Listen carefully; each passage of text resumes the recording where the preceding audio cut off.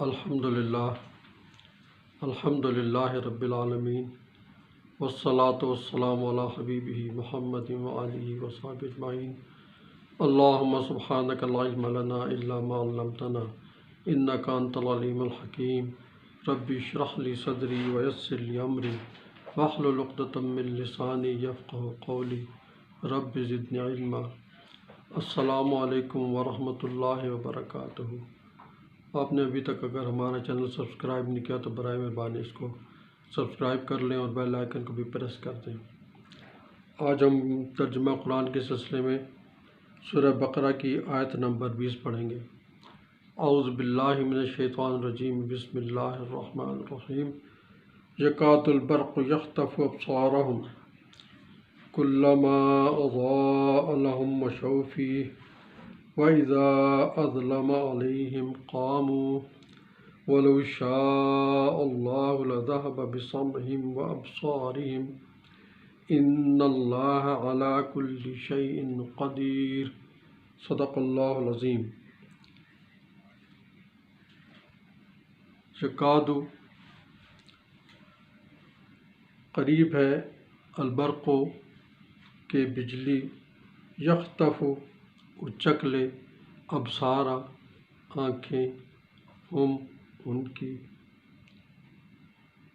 کلما جب کبھی، اضاء روشنی ہوتی ہے، لہم ان کے لیے، یہ بھی اکثر آتا ہے لہم ان کے لیے، مشو وہ چل پڑتے ہیں، فی میں ہی اس، فی ہی اس میں، وا اور اذا جب ہم نے پہلے بھی پڑھا، اذا کا مطلب ہوتا ہے جب، اظلم اندھیرا ہوتا ہے، علیہم علی پر، ہم ان کے، علیہم ان پر، قاموا وہ کھڑے ہو جاتے ہیں، وا اور لو اگر، شاء چاہتا، اللہ اللہ، لذہب تو چھین لیتا، بالسمع سماعت، ہم ان کی، وا اور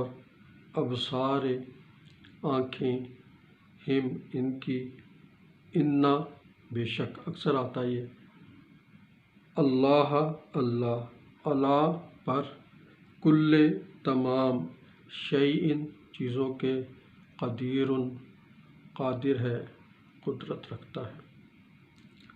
یہ تو ہو گیا اس کا لفظی ترجمہ۔ اب ہم اس کا رواں ترجمہ پڑھتے ہیں۔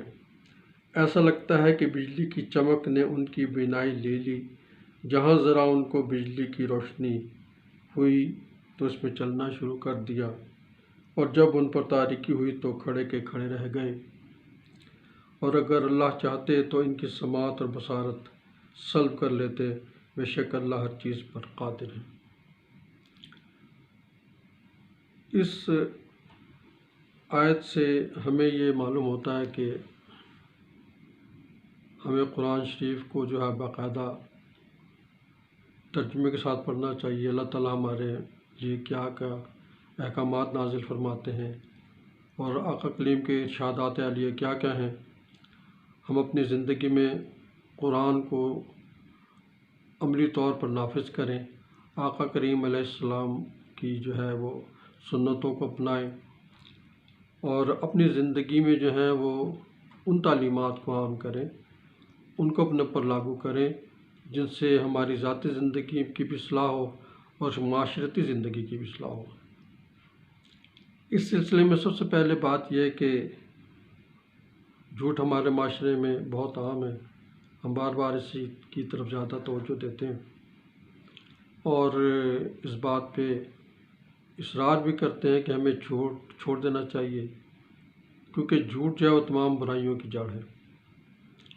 ایک شخص آقا کریم علیہ السلام کی خدمت میں حاضر ہوا تو کہنے لگا کہ یا رسول اللہ، میرے اندر بہت زیادہ برائیاں ہیں، میں چوری بھی کرتا ہوں، جوا بھی کھیلتا ہوں، شراب بھی پیتا ہوں، جھوٹ بھی بولتا ہوں، تو آپ فرمایا میں ایک کوئی برائی چھوڑ سکتا ہوں تو میں ایک برائی چھوڑ دوں گا۔ تو آپ صلی اللہ علیہ وسلم نے فرمایا کہ تم جھوٹ چھوڑ دو۔ وہ شخص یہ بات سن کر چلا گیا، تو وہ جب رات ہوئی تو وہ چوری کرنے کے لیے نکلا۔ تو جب وہ چوری کرنے کے لیے نکلا تو اس کو یہ خیال آیا کہ صبح نبی کریم صلی اللہ علیہ وسلم نے اگر پوچھا کہ تم نے چوری کی تھی اور کہوں گا کہ ہاں کی تھی تو بڑی شرمندگی ہوگی، اگر کہا کہ نہیں چوری کروں اور کہوں کہ نہیں کی تو جو میں تو سچ کا وعدہ کر کے جھوٹ نہیں بولوں گا۔ اس سے چوری چھوٹ گئی۔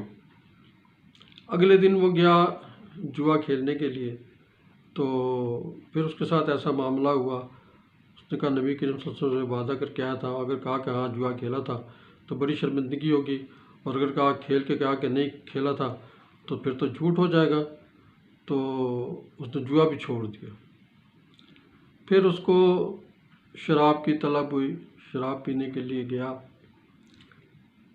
تو اس کو پھر خیال آیا کہ اگر نبی کریم صلی اللہ علیہ وسلم نے پوچھا کہ بھائی تم نے شراب پی تھی تو اگر میں یہ کہوں گا کہ ہاں پی تھی تو بڑی شرمندگی کی بات ہے، اور اگر کہا کہ نہیں پی تھی اور پی کے کہوں کہ نہیں پی تھی تو یہ بہت جھوٹ ہوگا، تو پھر بڑی جھوٹ کا تو میں وعدہ کر کے میں جھوٹ نہیں بولوں گا۔ اس طریقے سے جو ہے وہ اس کی تمام برائیاں چھوٹ گئی ایک جھوٹ چھوڑنے سے۔ تو نبی کریم صلی اللہ علیہ وسلم کو تو اللہ تعالیٰ نے رحمت للعالمین بنا کر بھیجا ہے۔ آپ صلی اللہ علیہ وسلم نے لوگوں کی اصلاح فرمائے، صحابہ کرام تیار فرمائے، اور ان کے اندر جو معاشرتی برائیاں تھیں، یہ ساری معاشرتی برائیاں ہیں۔ جھوٹ بولنے سے دوسروں کو نقصان ہوتا ہے، چوری کرنے سے دوسروں کا نقصان ہوتا ہے، جوا کھیلنے سے لوگوں کا نقصان ہوتا ہے، لڑائی جھگڑے بنتے ہیں، شراب پینے سے بھی آپس میں بغض عداوت اور لڑائی جھگڑے شروع ہوتے ہیں۔ تو بنیاد کیا ہے کہ ہمیں جھوٹ جو ہے وہ اس سے بچنا چاہیے، اور اللہ سے دعا کرنی چاہیے ہم جو جھوٹ بولتے ہیں اللہ تعالیٰ ہمیں بچائے، اور اللہ تعالیٰ ہمیں جو ہے وہ اس رمضان المبارک کی برکت سے ہمیں جو ہے وہ جھوٹ بولنے سے اپنی پناہ میں رکھے۔ رمضان المبارک کے ماہ مبارک ہے، دوسرا عشرہ ہے، تو اس میں جو دعائیں قبول ہوتی ہیں، پکی نیت کریں ہم سب مل کر، یا اللہ جو پہلے جھوٹ بولا ہے اس سے معافی مانگتے ہیں، اور آئندہ جھوٹ سے بچنے کی آپ سے توفیق مانگتے ہیں۔